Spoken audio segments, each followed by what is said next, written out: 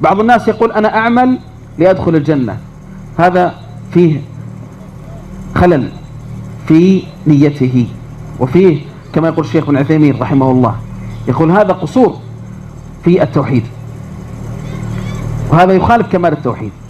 أن الإنسان يقول أنا أعمل لأدخل الجنة، لا تعمل لتدخل الجنة، لا، الجنة نتيجة، أنت تعمل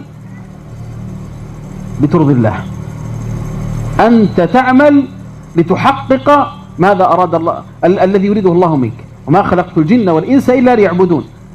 فأنت تعمل لترضي الله، تتقرب إلى الله، فإن رضي الله عنك جاءت الجنة وجاء كل شيء، كل شيء، جاءتك الدنيا وجاءتك الآخرة.